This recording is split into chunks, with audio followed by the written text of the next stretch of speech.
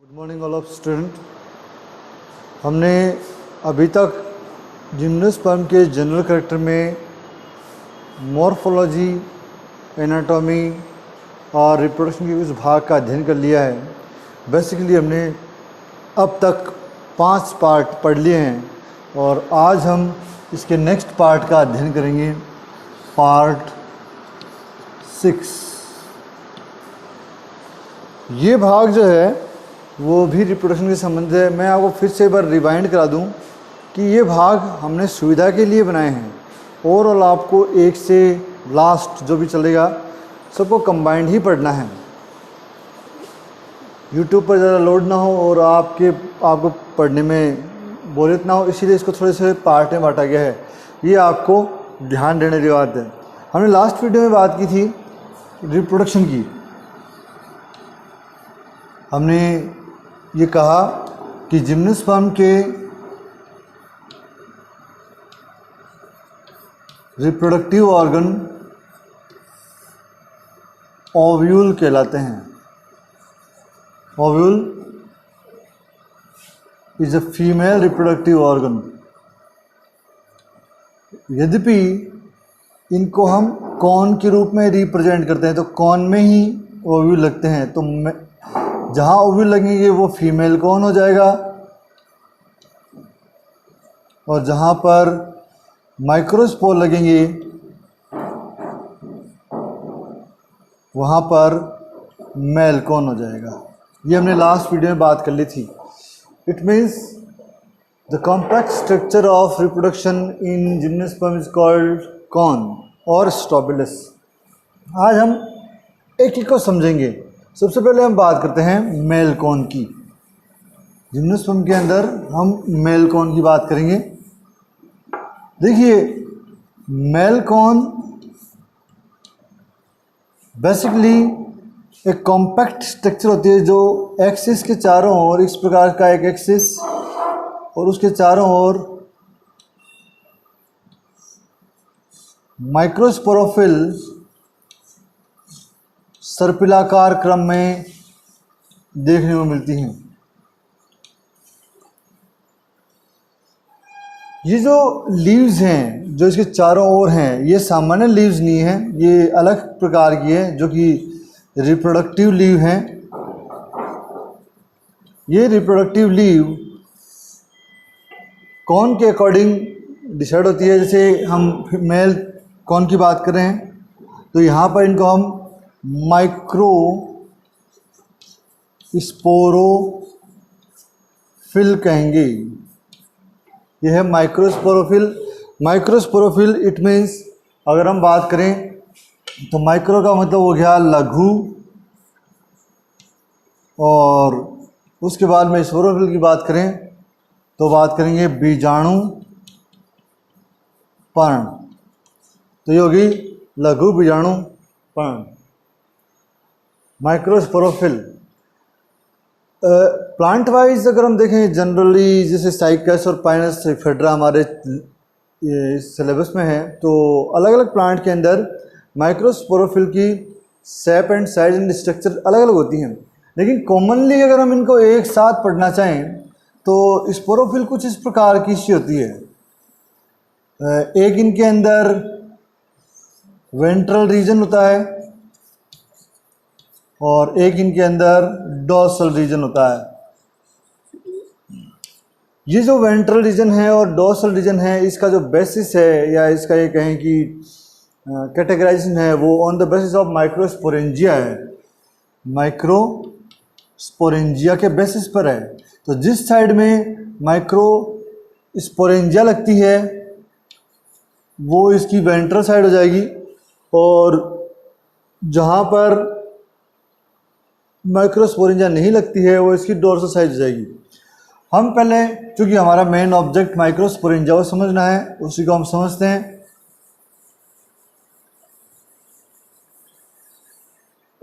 Microsporophyll की जो lower side है उस पर बहुत सारे माइक्रोस्पोरेंजिया गुच्छों में लगी होती है, इस प्रकार से।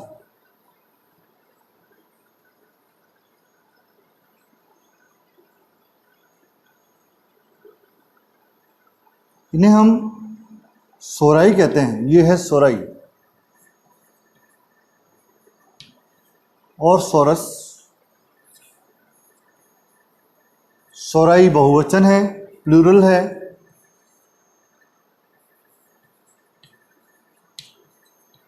और ये एक वचन है, सिंगुलर।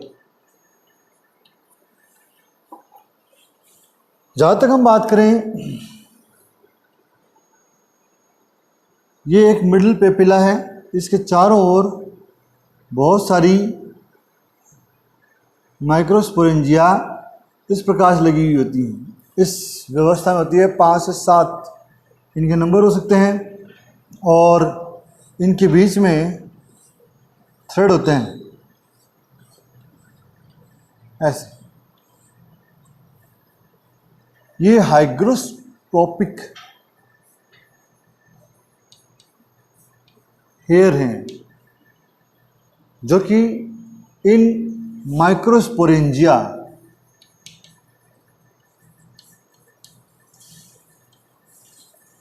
के स्फुटन में सहायता करते हैं। अगर हम थोड़ा सा इसको और डिटेल से जानने का प्रयास करें तो इनके अंदर माइक्रोस्पोर का विकास शुरू हो जाता है। Microspore is a male reproductive structure, उनका विकास शुरू हो जाता है, और जब ये कभी फटेंगे तो फटने से ये माइक्रोस्पोर फ्री हो जाएंगे, फ्री इन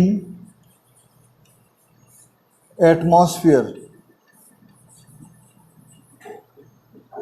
तो ये जो डेवलपमेंट है जो माइक्रोस्पोर का माइक्रोस्पोरेंजिया के अंदर है, इसको हम बोलेंगे प्री पॉलिनेशन डेवलपमेंट।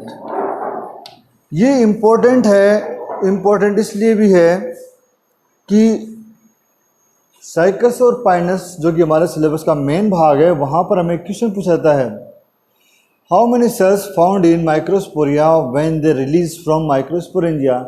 इसका मतलब जब माइक्रोस्पोरेंजिया से मुक्त होते हैं तो उनके अंदर कितनी कोशिकीय अवस्था होती है। तो ये बात डिपेंड करती है प्री पॉलिनेशन डेवलपमेंट पर। तो फिलहाल मैं आपको इन शॉर्ट बता दूँ कि प्री पॉलिनेशन डेवलपमेंट के अंदर साइकस के अंदर 3 सेल बन जाती है, पाइनस के अंदर 4 सेल बन जाती है, और इफेड्रा के अंदर 5 सेल बन जाती है। आपको याद रखना पड़ेगा, मतलब परागकोश या ये माइक्रोस्पोरेंजिया से फ्री होते समय साइकस का माइक्रोस्पोर 3 कोशिकाएं रखता है, पाइनस का 4 कोशिकाएं रखता है, इफेड्रा का 5 कोशिकाएं रखता है। ये बात आप दिमाग में रखें। और फर्दर जब यहाँ से ये निकल जाएगी, मतलब ये हो गया माइक्रोस्पोर रिलीज को हम क्या बोलेंगे, पॉलिनेशन। और मैं आपको जानकारी दे दूं कि इसके अंदर एयर पॉलिनेशन पाया जाता है। आपको याद रखना है, gymnosperm always pollinated by air pollination, always pollinated by air pollination. It means gymnosperm में हमेशा वायु परागण पाया जाता है। जब ये यहाँ से फ्री हो जाएंगे इस जगह से, तो ये अपने टारगेट पर पहुँचेंगे। यू ऑल नो दैट, आप सभी जानते हैं कि टारगेट क्या होता है, ओव्यूल। ये ओव्यूल पर पहुँचेंगे और फर्दर वहाँ पर डेवलपमेंट करेंगे। तो पहला भाग हो गया प्री पॉलिनेशन डेवलपमेंट, दूसरा हो गया पॉलिनेशन, और तीसरा जो यहाँ डेवलपमेंट करेंगे उसको बोलेंगे हम पोस्ट पॉलिनेशन डेवलपमेंट। और इस समय मतलब इसके बाद में फाइनली जब ये विकास हो जाएगा तो यहाँ पर मेल गैमेट बनेंगे। और आपको जानकारी दे दूं कि मेल गैमेट ही मुख्य नर जनन संरचनाएं हैं। ये आप नोटिस कर लें, नोट कर लें। ये overall in short general point के हिसाब से मैंने आपको साइकस के, पाइनस के और इफेड्रा के मेल कौन के बारे में बताया। अब हम बात करते हैं फीमेल रिप्रोडक्टिव ऑर्गन की, इट मीन्स फीमेल कौन की।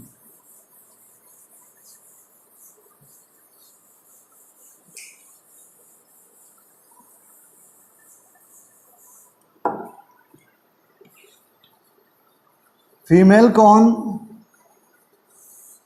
और स्ट्रोबिलस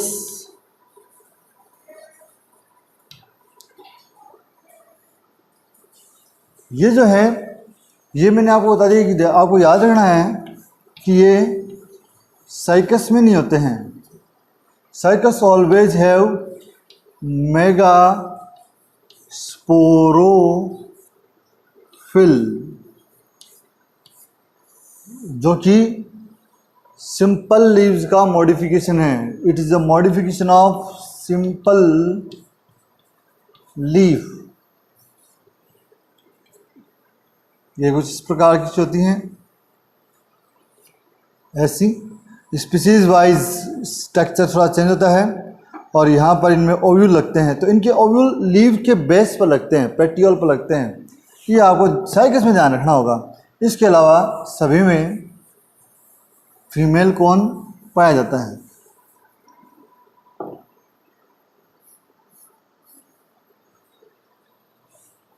फीमेल कॉर्न भी ठीक उसी प्रकार इसका होता है कि एक एक्सिस है,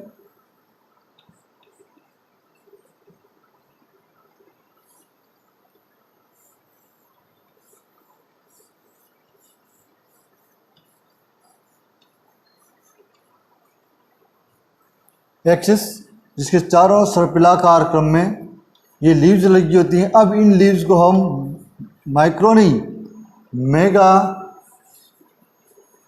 स्पोरोफिल कहते हैं। These all leaves are called megasporophyll. Mega बड़ा, बड़े को हम बोलते हैं गुरु, बीजाणु, पर्ण। और इसके बेस पर कहीं भी, मतलब यहाँ ओव्यूल लगते हैं। ओव्यूल के जो फंडामेंटल स्ट्रक्चर है वो है, बीच में एक मास है और ये चारों ओर से इंटेगमेंट से घिरा हुआ है। यहाँ पर आपको बता दूँ, निट्टम के अपवाद को छोड़ दें, निट्टम को छोड़ दें, सभी जिम्नोस्पर्म में ये यूनिटैग्मिक होता है। यूनिटैग्मिक कंडीशन पाई जाती है। ये हमें यहाँ पर ध्यान देना होगा। यहाँ पर भविष्य में मेगा स्पोर का निर्माण होगा और ये mega spore further female gametophyte बनाएगा। फीमेल गैमेटोफाइट नोटिसेबल है। ये बात हमें ध्यान देने वाली है कि जो फीमेल गैमेटोफाइट है उसके जो मेगास्पोर बनते हैं, मेगास्पोर से जो बनता है फीमेल गैमेटोफाइट जो है वो आर्चिगोनियम बनाता है। अपन हर पॉइंट को चैप्टर वाइज डिटेल से बात करेंगे, लेकिन यहाँ पर मैं बता दूँ कि आर्चिगोनियम जो है वो फीमेल गैमेटोफाइट है और इसके अंदर एनसीसी नहीं पाई जाती। मोस्ट इम्पॉर्टेंट पॉइंट ये है, यहाँ पर ये एक इस प्रकार की स्ट्रक्चर है और इनके अंदर एनसीसी का अभाव होता है। तो ये हुई male and female reproductive organ के बारे में। आज की क्लास में हम इतना ही पढ़ेंगे। नेक्स्ट वीडियो जो कि इसका लास्ट हो सकता है, कल बात करेंगे। तब तक के लिए धन्यवाद।